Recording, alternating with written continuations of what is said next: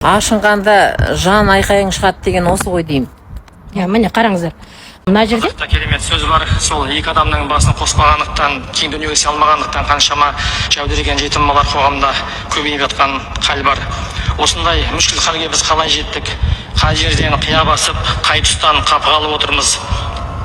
Бейбіт күнде отбасының жауапкершілігін сезініп, от суын тасып берген, ел басына күн туса етікпенен су кешіп, жанымарым садаға істеген біздің.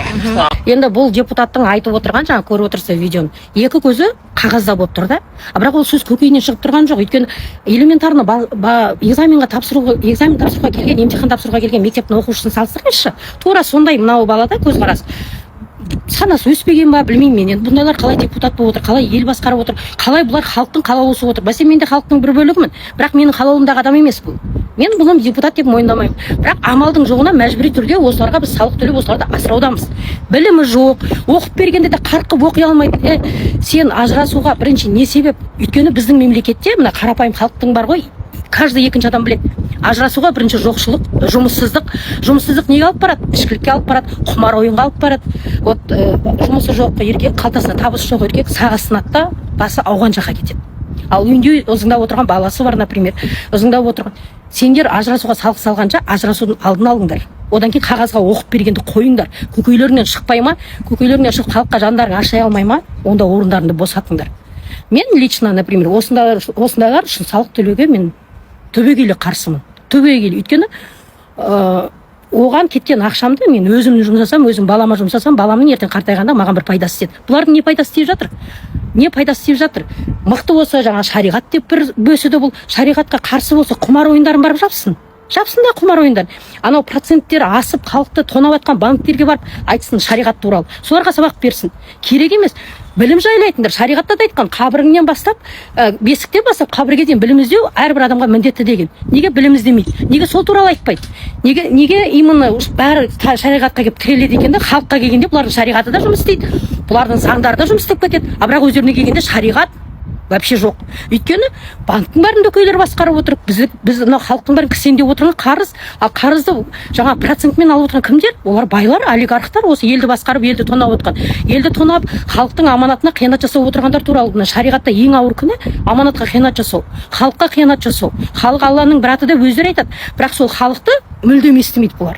Мүлдем естімейді. Қайдан естеді бұлар? Бұлар қайдан естеді? Оңкей білім алмаған, оңшең өмірінде дым көрмегендерді әкеп депутат қылып қойды. Бұл кім еді бұл? Бұл бір жартылай спортшы, жартылай телеохранитель. А ол депутат болып отыр. Ол сондайлар депутат болып басқарып отқаннан кейін бізге не? Шариғат Алланың қалауы дейді. Алланың қалауы болса, Алласына сенген болса, неге именно действительно халықтың жағдайын жасауға бір үн қатпайды? Барып банкке бір халықтың атынан бір ауыз бір сөз айтпайды. А халықтың қалаулысы болып отырды ғой сен, депутат болып. А неге енді айтпайсың? Халықтың қалаулысы болсаң, халықтың көкейінде жатқан сұрақтарға не үшін айтпайсың? Сен салық салғанша себеп салдармен бірінші күресу керек. Сотталып жатқан балаларды айтып, түрме толған, түрме толы. Қаншама болашақтағы қаншама балалар. Мәселен 16 жасар, 15 жасар, ақыл есі жоқ, олардың әлі білім алған жоқ олар. Даже осы ақыл есі бүтін болып депутат болып отырған сендердің өздерің ойланбай қаншама қадам жасайсыңдар. А ол балдар не істемейді, например? Ол балдардың не жазығы бар? Не жазығы бар? Міне түрмені не үшін толып жатыр? Не үшін ажырасу көбейіп жатыр бізде? Осының барлығы мына біздің жемқор жүйенің кесірі. Жемқор жүйен. Сендер мықты болсаңдар, сендер шынымен халық үшін сайрайтын болсаңдар, сайраңдар, сайрайтын жерге барып сайраңдар.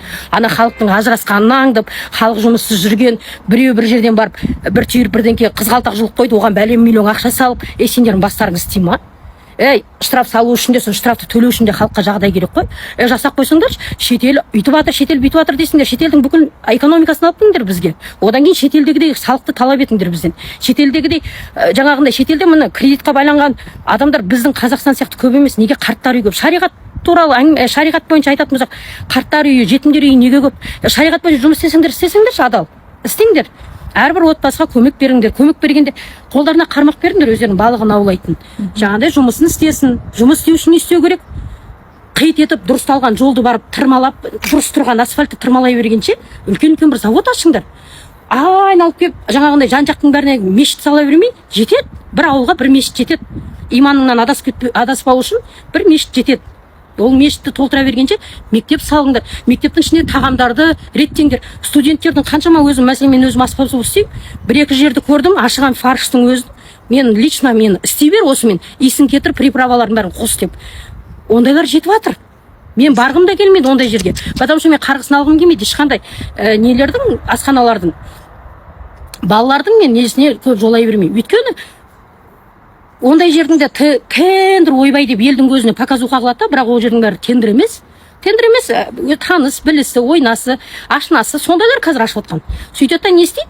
Барақтан жоғарына аузын жапса болды, мына бала өліп жатыр ма, отравление болып, ол бала ауырып жатыр ма, оның асқазаны жара болды ма, ешкімге не волнует, самое главное ақша түсіп жатыр. Вот, солар тоқпала аш баламен ойнамайды былай айтқанда.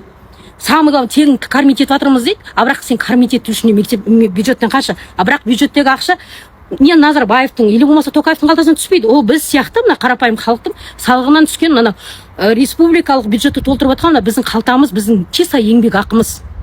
Алып тастаңдар, халықтың мойнына салықты алып тастаңдар. Міне шариғатқа ең тура жол саған, Ардақ Назаров, мен саған айтайын.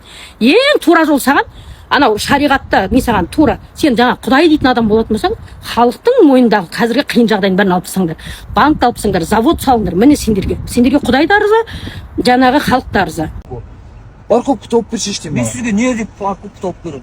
Өзің айтып тұрсың, мен тұрып қоймын, аварийкім жанып тұр, адам күтіп тұрмын. Автокөлікке кедергі жасайсыз. Қалай кедергі, қайсысы тұр, мынаған байрам, мынау өшіп тұр қара. Бірінші қатарға қойып тұрған жоқ. Қай автокөлікке кедергі? Қай автокөлікке кедергі? Автокөлігіңіз Ты дұрыстап таныстыршы өзіңді. Не болып кетті саған?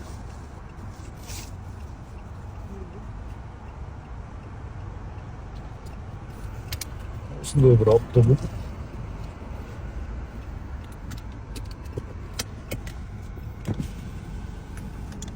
Өзіңді таныстыра қойшы.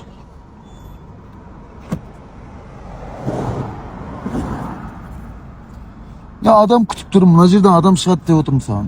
Енді дұрыстап қойыңызшы. Парковка қарашы, қай жерге қоямын? Бірде бір машина жоқ. Мынау шығайын деп жатқан жоқ. Жоқ ар жақта, жоқ көріп тұрмын мұны. Қараңыздаршы, мына арада бір парковка орын бар ма? Патрульдік полиция аға лейтенант Баймырзаев. Баймырзаев Санат кім? Икбаевич, инспектор службы патруль. Так, 26.02.2028. Ага. Енді айта бер. Дұрыстап қойыңыз, сосын. Мен дұрыс тұрмын деймін. Анау машина жүретін жол. Адам емеспін ғой, дұрыс па? Құсына ашуланбаса, күшенбе деймін, күшенбе. Сіз тауып беріңіз дейсіз. Түрім күшеніп кетті Мен құсына. сізге күшеніп атқан жоқ. Күшенбей ақ қойшы. Нормально. Мен машина жолда тұрған жоқ, міне машина жол анау, я. Мен міне парковкаға дейінгі жерге тұрып тұрмын. Аварийка жанып тұр. Мына машинаға кедергі жасап атқан жоқпын. Ешкім жоқ рөлінде. Кәні. Вот енді айтып бердім. Бірақ ана жерге мен қоя алмаймын. Ол үшін кері айналып келуім керек. Артқа беріңіз. Мен адам шығып кетір. Бауырым адам, нем шығып кетір. Сен қойсаң бар ғой, бәрі тұрып қалады. 5 секунд кетем қазір. 5 секунд.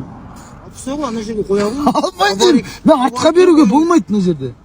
Маған артқа беруге болмайды. Жоқ, сен мен заңбұзушылық қайтарып тұрсың. Заң бұзушылыққа айтермін. Мен кері артқа берсем, қазір мен қарсы бағытқа артпен жүрген боламын. Сонда кедергі жасамай тұрмын деп. Кедергі жоқ қой кән. Артымызда автокөлік. Қазір түсейікші міне, я? Міне түсейік кәрі. Мына мына жігіт кетті. Қалай түсіндірсем болады? Міне мен машина жүретін жол міне, я? Міне машина боя жүреді. Мен арада тұрмын. Міне көрдің бе?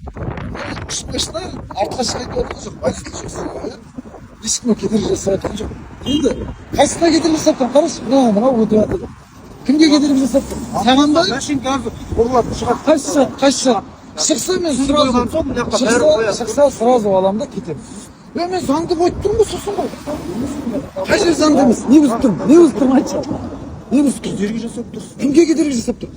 Қайсы автокөлікке? Мына автокөлікке ма? Мына автокөлікке міне есі жоқ, басқарушы жоқ, түсінсің ғой? Ешкімге кедергі жасап тұрған жоқпын. Так что мынаны тикток желіге салам. Сала бердім ғой, салам. Енді жұмысым дұрыс. Мынау кедергі емес. Кедергі деген, мына кедергі жасап атқан жоқ. Көріпсің ғой? Олай халыққа қате информация бермеймін. Мысалы айтайын. Мына кісіге кедергі жасаған жоқ. Мына машиналар өтіп жатыр, дұрыс па? Сол жұмысын есептеп. Осылай істейсің.